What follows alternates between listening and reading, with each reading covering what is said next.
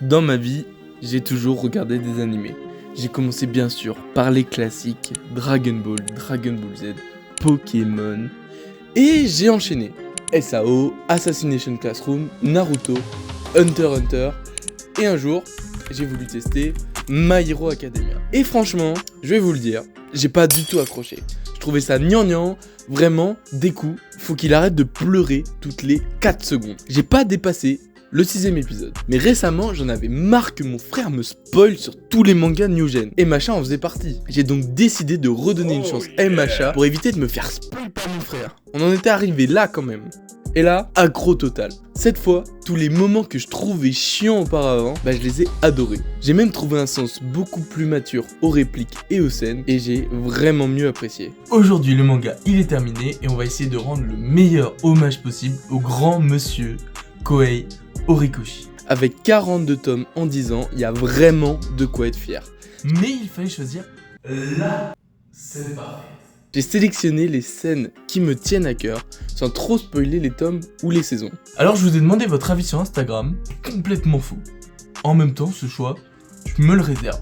On a de la première saison, de la deuxième saison, mais ça va pas vraiment plus loin. Et ça n'aura pas d'impact sur votre lecture ou votre visionnage si jamais vous n'avez pas vu l'œuvre.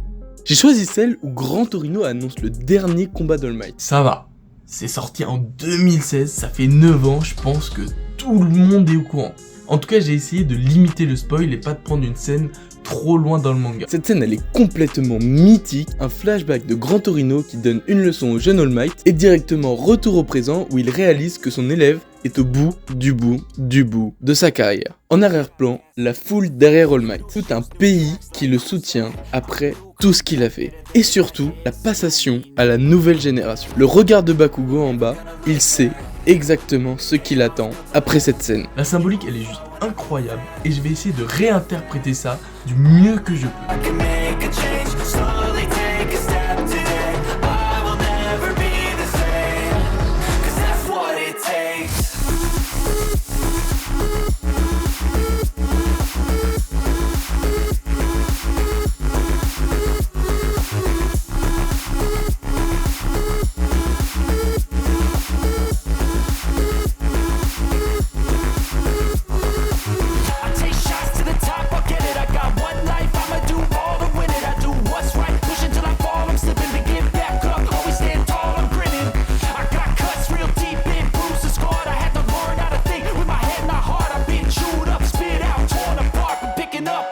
Je laisse mon dessin quelques jours et quand je reviens...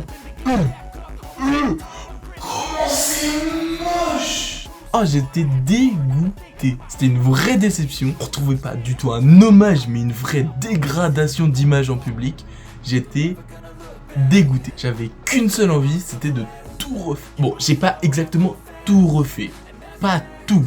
J'ai quand même gardé la fumée. Allez, c'est reparti, on recommence. Gran Torino, plus réaliste mais léger et soigné. Fini les contrastes beaucoup trop poussés. On reste, cette fois, beaucoup plus sobre. Bakugo, totalement refait. Mais j'adore cette nouvelle version. Beaucoup plus dans mon style, beaucoup plus mature et ça le rend un tout petit peu plus vieux. La caisse du haut, un peu retouchée, mais toujours très fidèle. Et pitié, cette fois All Might ressemble vraiment à All Might. L'autre là, c'est un imposteur. Même celui-là ressemble plus à All Might que le dessin ressemble à All Might. J'ai aussi beaucoup plus travaillé le décor en simplifiant les traits et surtout les couleurs, ce qui rend la lisibilité bien meilleure. Parce qu'à la base, c'est quand même un hommage, c'était pas fait pour être une insulte à l'œuvre. J'ai essayé de l'imprimer en A4 pour voir les couleurs et franchement, c'est vraiment pas mal.